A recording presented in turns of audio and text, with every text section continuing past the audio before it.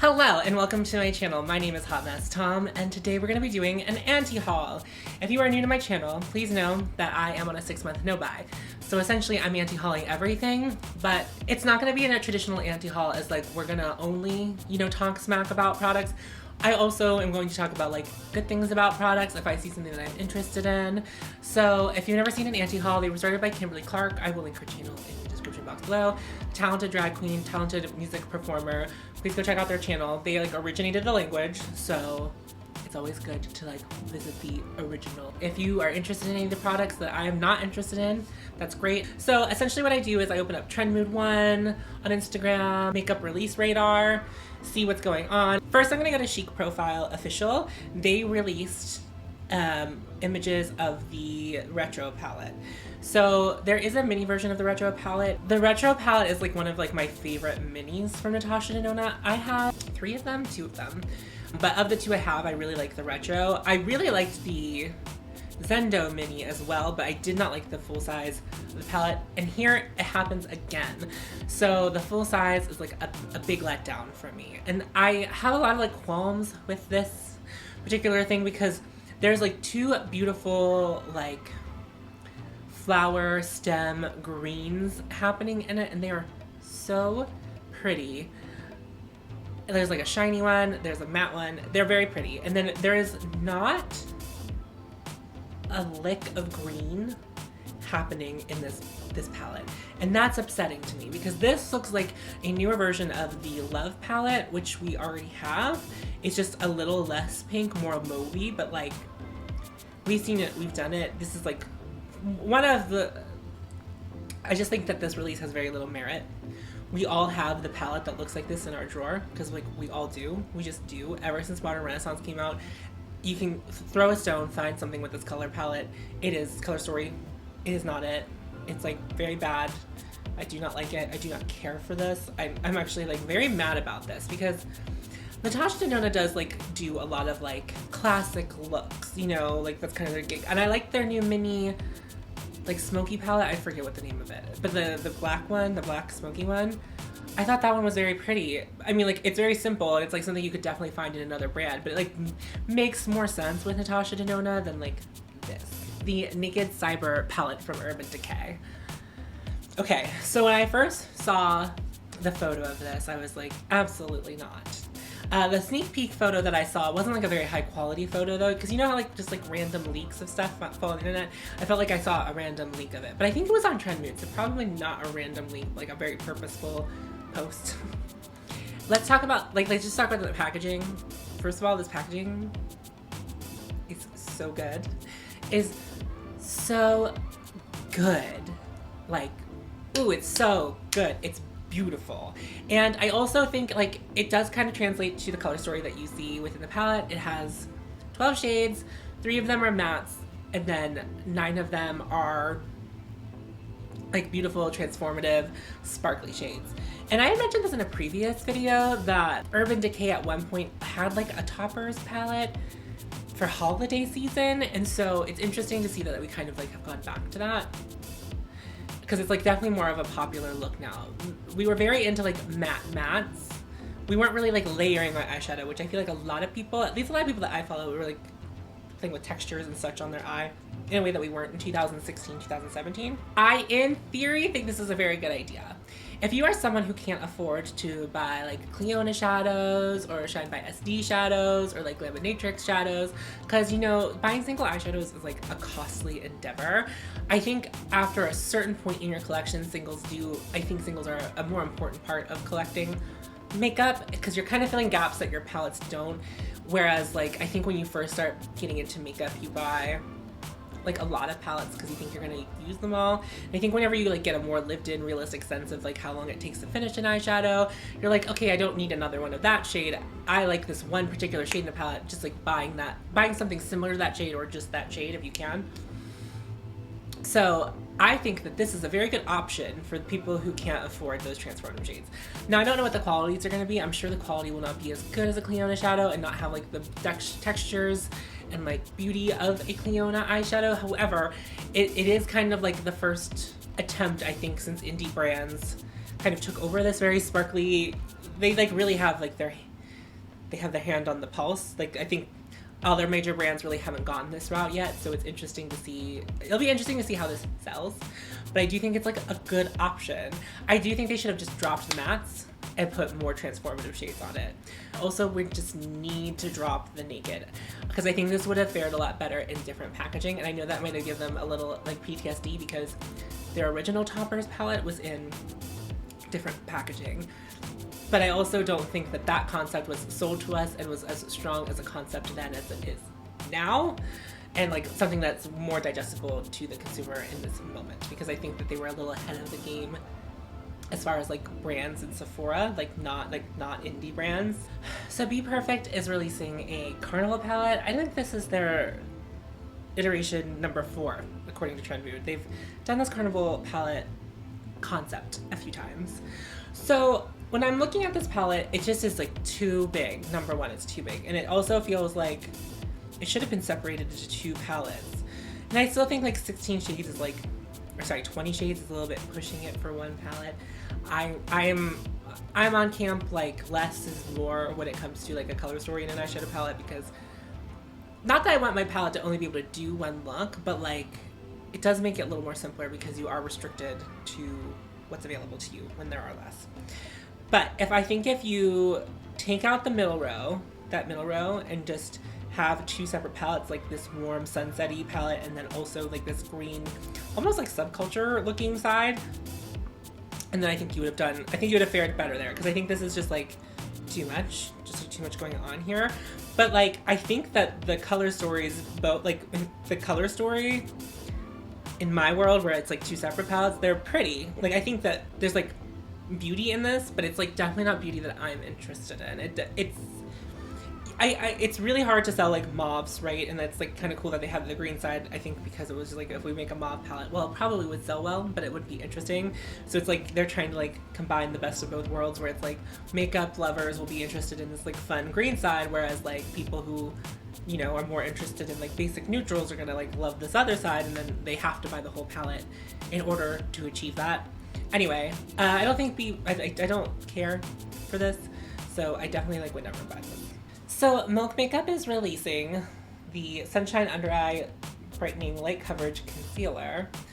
So, I mean, like, I think there's like some merit to this, especially with like, I don't know where we are like as far as makeup trends, because it's like we've talked a lot about like, since we like a lot of people wearing masks, like COVID times, working from home, people are wearing like either no makeup or a lot less. So like I think this is like a good sell. I'm not sure about the shade range. I mean, the coverage must be very light for like you to get away with any of these. You know, like the range is like not, I don't know that it's like, I don't know. It does feel like a little exclusive, but like it's also just like there are only 7 shades. So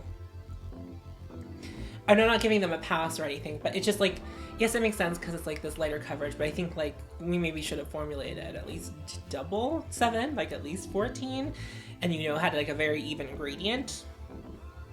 But what do I know? I'm not a makeup producer, but like this is like a miss from me. I don't like mind the idea of like a lighter coverage concealer, but like I would say like I at least want medium, because like if I'm wearing like a light coverage foundation and all I wanted was like a light coverage conceal moment under the eyes, I would just use the foundation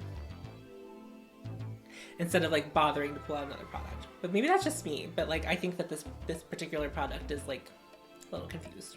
Got to Be, the hair care gel brand, is releasing essentially their hair gel in a mascara tube, so you can use it for your brows. It's like very popular to use the Got To Be in your brows because it's like very inexpensive. It's a hair gel. It's gonna hold your hair, whatever. I'm gonna guess that this particular product costs more than a full bottle of the hair gel. That'd be my guess. If they are selling these for $1 or less, sure, go for it, because the applicator makes it easy and it's like the product that you want. But I gotta say, like, I think in theory, like, this is like funny and cool, but like, it's gonna be more expensive. Like, if you just wanna use the Got To Be hair gel, just use it, get your spoolie in there, you know, do you. I mean, it's doable, you can do it.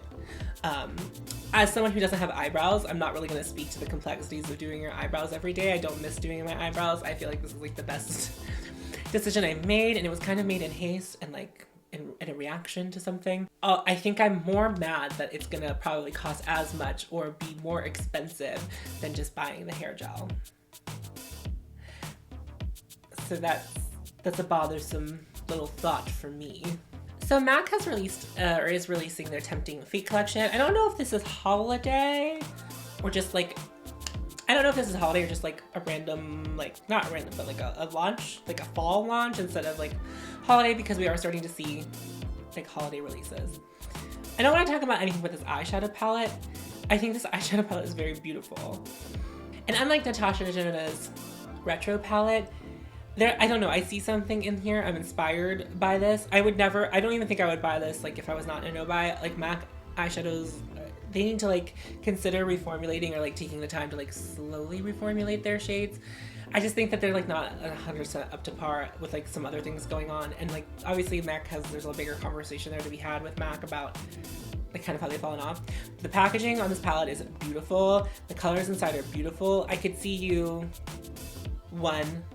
one using these shades on their face as well. Like that red I think could work well as a blush. They all have some kind of shimmer to them. None of them are matte. So there's just like something, this like, it does kind of look and feel more luxe than MAC's typically does, because to do like just all shimmers is like a very luxe move. So I think that like this is like very good, very interesting. I mean like for math, but like it's like not, the color story is not very interesting, but I think it's beautiful, and it would like inspire, this would definitely inspire me more so than like some of the other releases I've talked about so far in the video. Props to MAC, but I don't know that this is gonna like change a lot of people's mind. I think I'm a very specific person where like sometimes like the boring route is like what feels good to me, but also again, I would never buy it.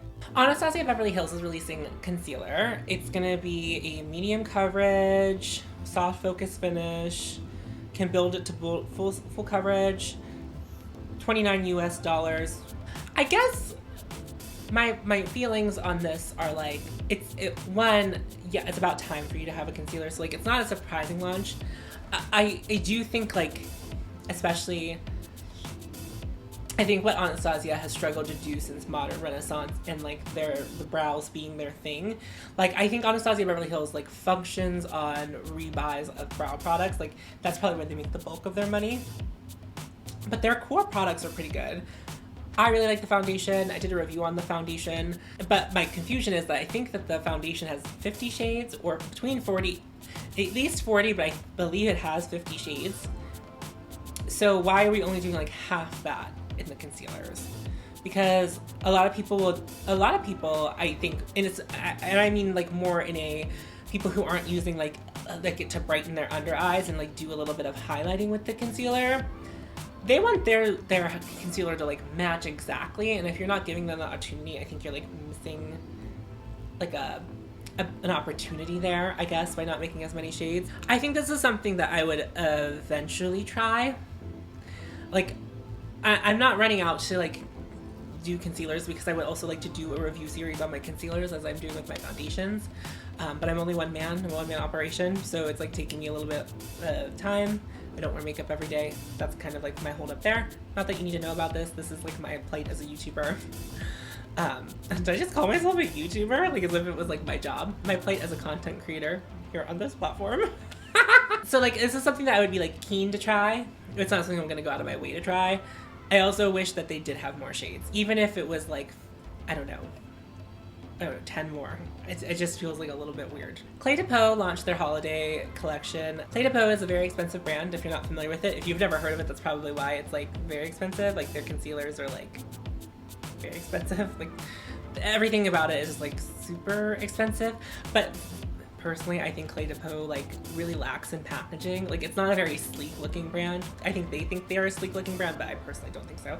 Anyway, we're gonna talk a little bit about just like the collection as a whole. So they have 2 eyeshadow palettes, and so what I imagine the person that Cle de Peau is catering to, I would imagine like makeup wearers over the age of 50 with like lots of money.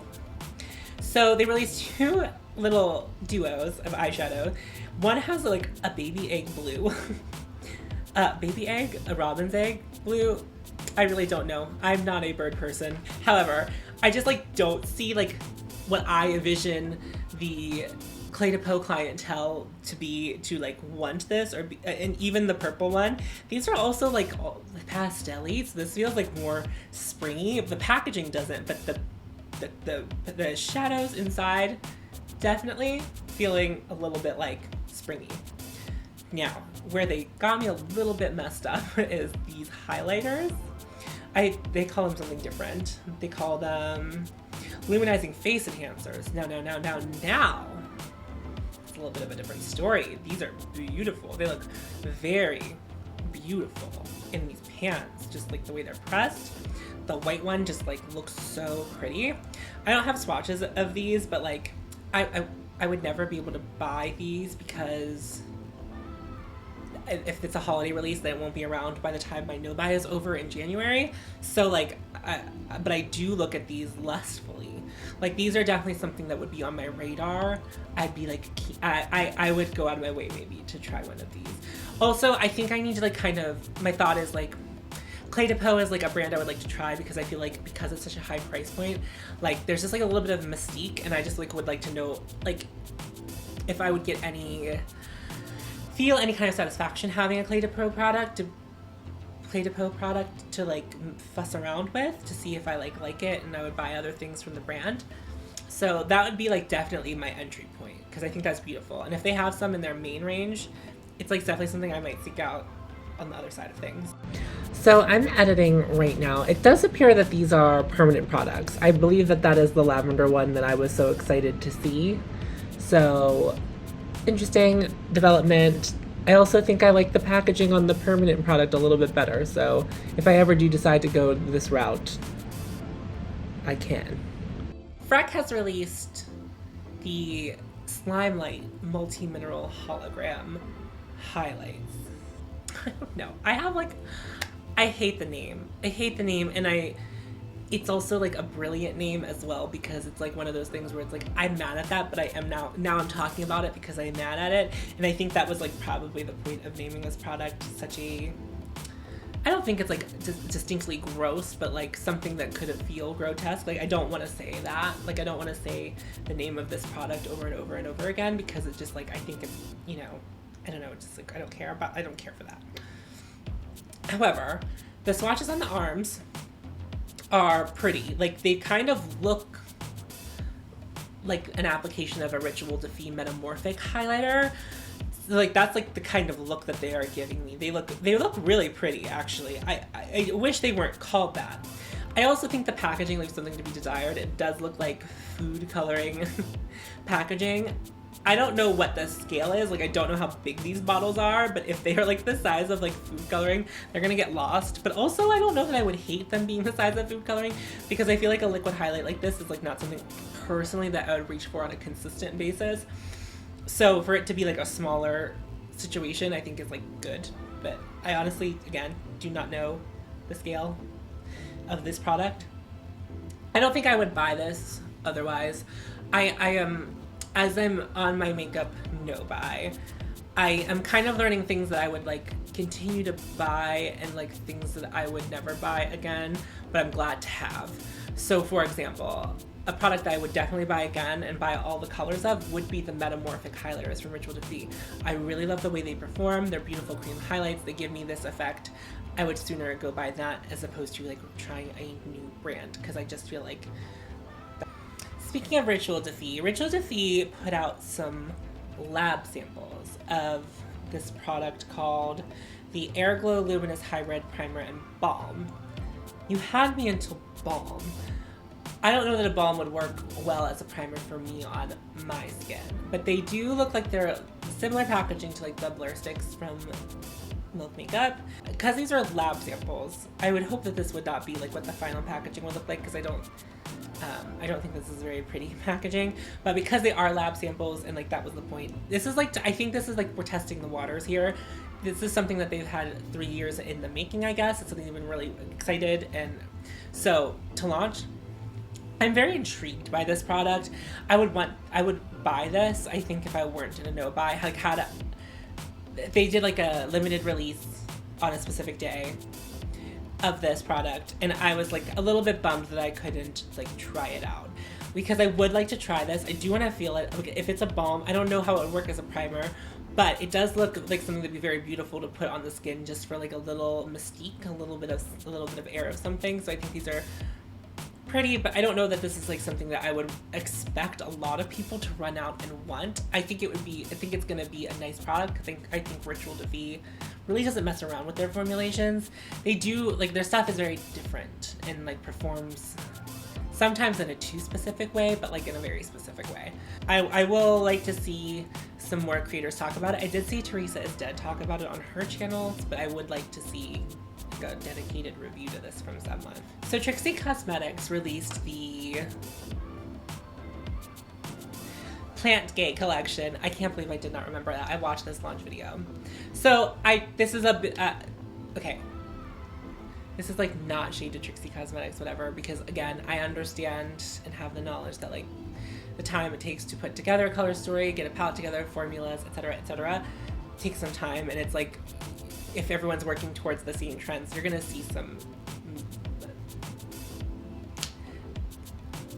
common themes in makeup and trends, like anything that has trends to it. So I think there's like an unfortunate case for me personally. So it looks and feels not exactly like the Flower Punk collection from Kaleidos that was released earlier this year, but there's like a vibe, right? So they both are like inspired by nature and plants. You have like this grungy palette from Kaleidos, and then you have like this like more like poppy, more colorful, bright selection from Trixie Mattel and Trixie Cosmetics. So, and I have like tried out this color story. I like tried to put it together with my singles. And so like I definitely came up with something close that wasn't perfect, but I was like, this is not a palette that I would reach for often. Therefore, I do not need the Flower Punk in my collection. But if I was going to fork out money for either one of these like flower-based ones, I would definitely go more for the Kaleidos one. And I'm not like making comparisons to like try to be unfair. It just is like, it's unfortunate the timing, because it feels like they're not super close together, but it's definitely close enough that at least like if I had bought the Kaleidos first and then saw Trixie and then maybe had been more into Trixie's color story, I'd be a little bit bummed that I like, you know, kind of pulled the trigger, because I was like very excited about one of it. I like Trixie Cosmetics.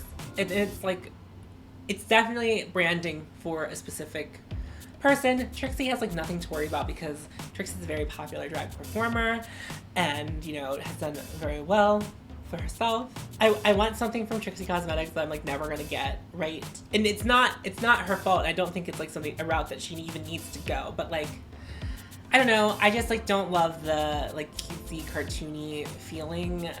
I don't know. As someone who is like definitely leans to be more interested in luxe makeup, if I'm going to like come to this price point or like come to this like style of makeup, I'm just gonna go to Sugar Pill because I like Sugar Pill, and I like already know I like Sugar Pill's formulas, and they sell their stuff in singles for the most part. They do have a couple palettes, but like I'm definitely gonna like Sugar Pill's like the route that I'm gonna take there. Alright, I think that's all I really want to talk about today as far as like anti-hauling. Thank you so much for watching my video. If you enjoyed watching my content and would like to see more from me, please hit the subscribe button. I would love to have you around. If you like hearing my voice and want to hear more content from me, I'm on a myriad of podcasts. It's all in my link tree down below, as well as my Instagram if you are interested in following me elsewhere. I appreciate you so much for watching my video, and I will see you in the next one. Bye.